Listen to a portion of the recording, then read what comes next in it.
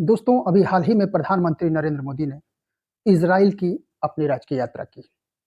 दोस्तों, इज़राइल तकनीकी दृष्टि से एक बहुत ही सक्षम देश है।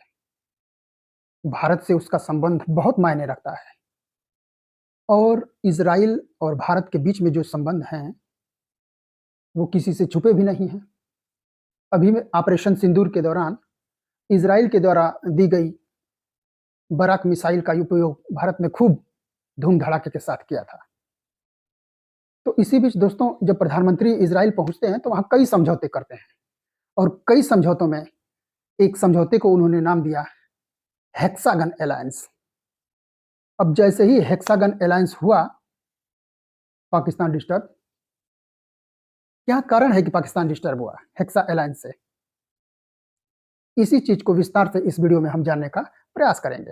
हेक्सा अलायंस के संदर्भ में यह प्रश्न उठता है कि क्या दुनिया में भारत और इजराइल की अगुवाई में कोई एक ऐसा संगठन बन रहा है जो सैन्य गतिविधियों को अंजाम दे सकता है?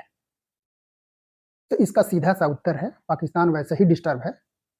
कोई ऐसा सैन्य गठबंधन नहीं है, बल्कि ये एक ऐसा गठबंधन है जो सर्वांगीण रूप से अपनी चीजों को पुख्ता और मजबूत करने की तरफ आगे बढ़ रहा है।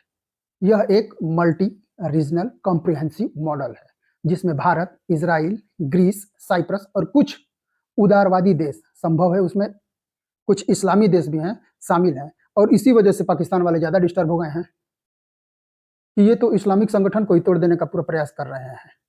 हालांकि पाकिस्तान की ये चिंता नाजायज है। भारत ने केवल पाकिस्तान को ही ध्यान में रखकर ये अलायंस नहीं बनाया है, बल्कि वो पूरी तरह से एक त्रिकोण बना रहा है जिसमें सामरिक, आर्थिक और तकनीकी पक्षों को शामिल किया गया है।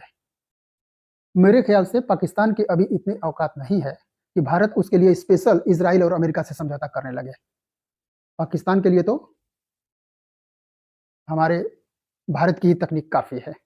इजराइल की एक पत्रिका है, टाइम्स ऑफ इजराइल, उसने ये रिपोर्ट प्रस्तुत की है कि भारत और इजराइल मिलके एक संपूर्ण तंत्र बना रहे हैं जो सामरिक, आर्थिक और तकनीकी विकास में लाभदायक रहेगा।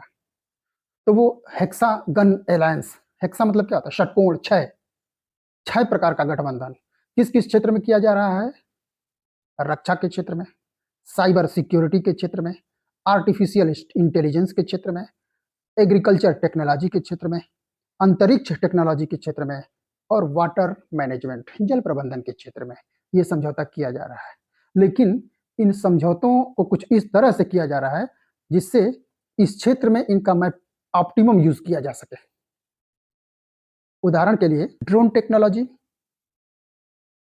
और मिसाइल टेक्नोलॉजी, जैसे बराक मिसाइल जैसी गतिविधियों पर पूरा कार्य किया जा रहा है। इसके अलावा एक बॉर्डर सिक्योरिटी सर्विलांस पे भी भारत और इजराइल मिलकर काम कर रहे हैं। इससे बॉर्डर पे जो निगरानी व्यवस्था रहेगी उसको भारत पुख्ता इंतजाम कर सकता है, जिससे किसी भी प्रकार के घुसपैठ इत्यादि को रोका जा सकता है।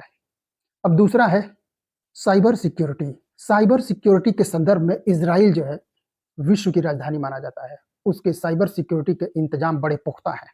भारत की आर्टिफिशियल इंटेलिजेंस के क्षेत्र में 140 करोड़ आबादी के संदर्भ में जो चिंताएं हैं, उस संदर्भ में ये समझौता बहुत ही महत्वपूर्ण होने वाला है, क्योंकि विशेषज्ञों की राय है कि जो अगला युद्ध होगा वह बंदूकों से नहीं होगा, वह डेटा के आधार पर होगा।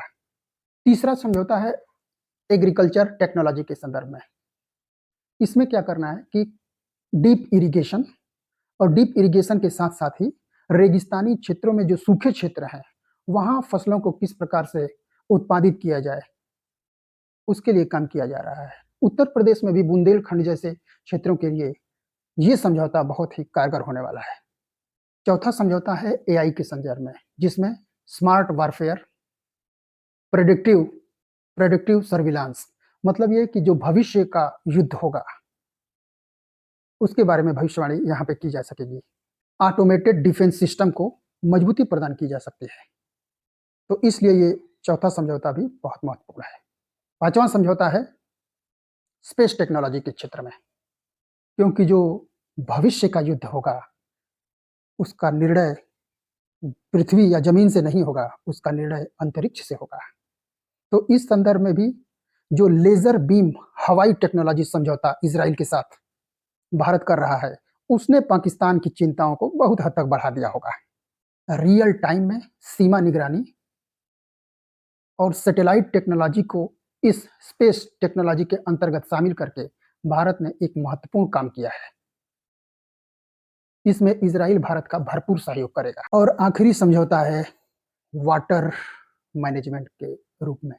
वाटर मैनेजमेंट आने वाले समय में जल संकट इतना भीषण होने वाला है, संभव है हम और आप उसका अंदाजा न लगा सकें। लेकिन जो समुद्र का जल है वो अथाह है, और समुद्र के जल को पीने योग्य जल में परिवर्तित करने की टेक्नोलॉजी इजराइल के पास जबरदस्त है। भारत उस तकनीक का प्रयोग अपने लोगों के लिए करना चाहता है, इसलिए ये छठवां समझौता बहुत ही महत्वपूर्ण है। इसी को कहते हैं हेक्सागन अलायंस। अब इसका मूल उद्देश्य तो ये है कि यह सर्वांगीण रूप से काम करना चाहता है। इससे आतंकवाद को संतुलित किया जाएगा और साथ ही चाइना को भी संतुलित करने का भरपूर प्रयास है इसमें। इससे टेक्नोलॉजी आधारित शक्ति संतुलन जो है स्थापित हो जाएगा। अब पाकिस्तान का क्या कहना है? पाकिस्तान का ये कहना है कि भारत इस तरह के आक्रामक समझौते जो कर रहा है, यह निश्चित रूप से क्षेत्रीय असंतुलन को बढ़ावा देगा। काहे को क्षेत्रीय असंतुलन बढ़ रहा है भैया? हम अपने विकास के लिए, अपने रक्षा के लिए, अपनी तकनीकी और आर्थिक विकास के लिए कार्य करें, तो इसमें कौन सा क्षेत्रीय असंतुलन है? पाकिस्तान का ये कहना है कि मुस्लिम उम्मा यानी कि जो मुस्लिम समुदाय का संगठन है, भारत और इजराइल उसको तोड़ने का प्रयास कर रहे हैं। मतलब हम अपने विकास की बात करें तो कौन सा तुम्हें तोड़ने का प्रयास कर रहे हैं भाई? पाकिस्तान ने इस बात पे भी ऐतराज जताया है कि एक अफ्रीकन देश में एक सोमालीलैंड नामक देश नया बना था, तो उस सोमालीलैंड को इजराइल ने सबसे पहले मान्यता दे दी। उससे भी इनको दिक्कत है कि क्यों इजराइल ने पहले उसको मान्यता दे दी।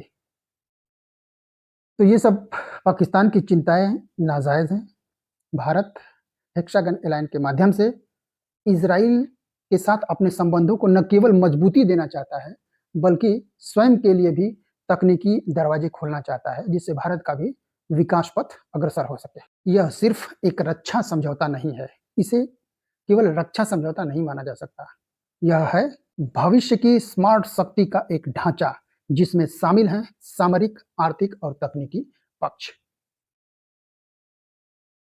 दोस्तों, इसके आधार पर भारत और इजराइल अपने विकास कार्यों को बढ़ावा देंगे। प्रधानमंत्री मोदी जी के इजराइल दौरा का यह एक बहुत बड़ी उपलब्धि है। और दोस्तों, इसी तरह से अंतर्राष्ट्रीय संबंध के संदर्भ में कुछ और भी वीडियो लेके हम आएंगे। तब तक के लिए नमस्कार, जय हिंद, जय भारत। और सबसे बड़ी बात, अगर ये चैनल आपको अच्छा लगता है तो इस चैनल को लाइक, शेयर और सब्सक्राइब कीजिए। जय हिंद, जय भारत।